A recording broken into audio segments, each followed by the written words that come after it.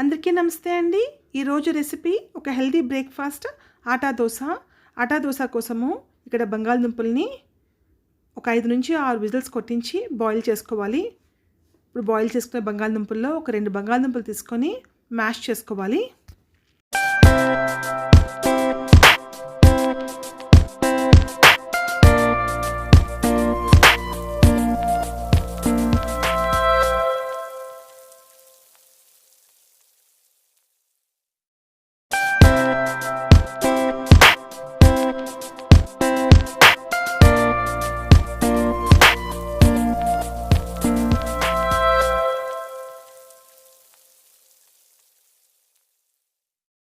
ఇప్పుడు మ్యాష్ చేసుకున్న బంగాళదుంప మిశ్రమాన్ని ఒక బౌల్లో వేసుకోవాలి. మిక్సింగ్ బౌల్లో వేసుకున్నాక ఇప్పుడు ఒక మీడియం సైజ్డ్ ఉల్లిపాయలను తీసుకున్నాను. 2 తీసుకొని పైన ఉన్న పొట్టుని పీల్ ఆఫ్ చేసుకున్నాక ఇప్పుడు సన్నని ముక్కల కింద తరగాలి.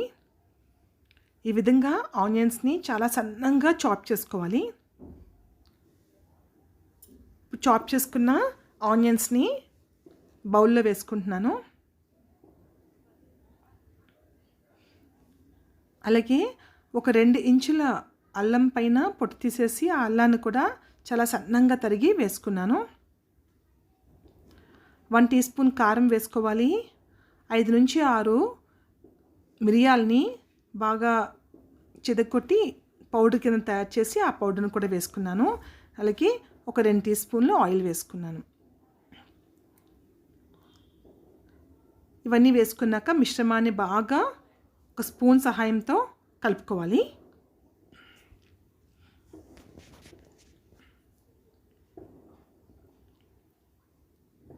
ఈ విధంగా కలుపుకున్నాక ఇప్పుడు ఇందులోకి 1.5 కప్ ఆటా వేసుకుంటున్నాను. గోధుమ పిండి. టేస్ట్కి సరిపడే సాల్ట్ కూడా యాడ్ చేసుకోవాలి.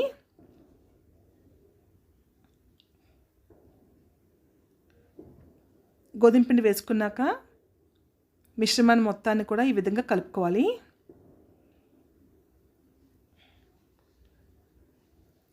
ఈ విధంగా బాగా కలిపిన తర్వాత ఇప్పుడు ఇందులో కొంచెం కొంచెంగా వాటర్ యాడ్ చేసుకుంటూ బ్యాటర్ని రెడీ చేసుకోవాలి. ఒకేసారి వాటర్ యాడ్ చేయకూడదు. కొంచెం కొంచెం వాటర్ వేసుకున్నాక బాగా కలుపుకొని మరి కొంచెం వాటర్ యాడ్ చేసుకొని ఆ విధంగా బ్యాటర్ని రెడీ చేసుకోవాలి.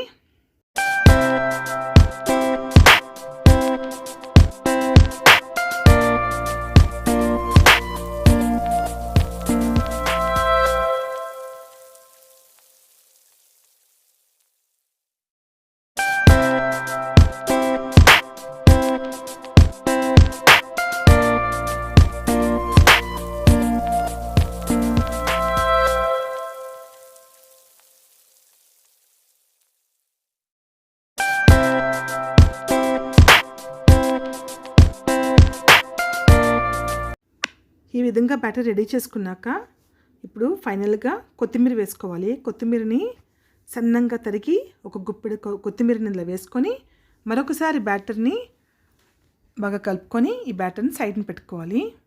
ఇప్పుడు బ్యాటర్ రెడీ అయిపోయింది కదా. దోశ అయితే వేసుకోవాలి. ఇప్పుడు స్టవ్ ఆన్ చేసి ప్యాన్ పెట్టుకొని కొంచెం ఆయిల్ వేసుకోవాలి గ్రీజింగ్ కోసము. ఇప్పుడు ఆయిల్ వేసుకున్నాక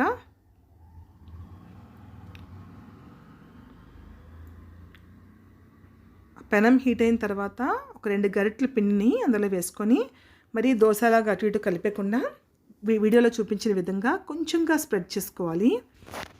స్ప్రెడ్ చేసుకొని మూత పెట్టుకోవాలి. మూత పెట్టుకొని ఒక 5 నిమిషాల పాటు లో టు మీడియం ఫ్లేమ్లో ఉంచుకోవాలి. ఇప్పుడు ఉంచుకొని ఇక్కడ చూడండి చాలా కేర్ఫుల్గా ఈ దోశని తిరిగేయాలి.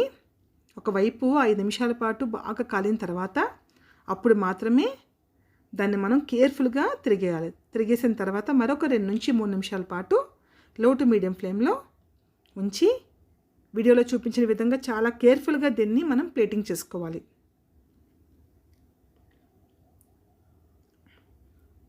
ఇప్పుడు మరొక దోశ వేసి చూపిస్తున్నాను మీకోసము.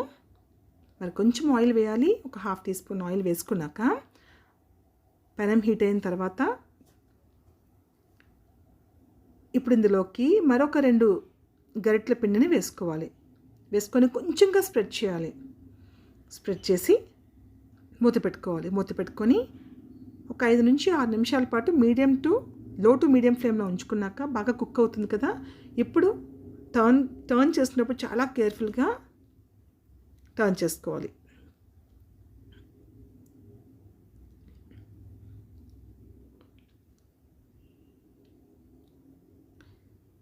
ఈ విధంగా టర్న్ చేసుకొని మరొక వైపు కూడా ఒక 2 నుంచి 3 నిమిషాల పాటు మీడియం ఫ్లేమ్లో కుక్ చేసుకోవాలి. దాని తర్వాత దాన్ని కేర్ఫుల్గా తీసుకొని ప్లేటింగ్ చేసుకోవాలి.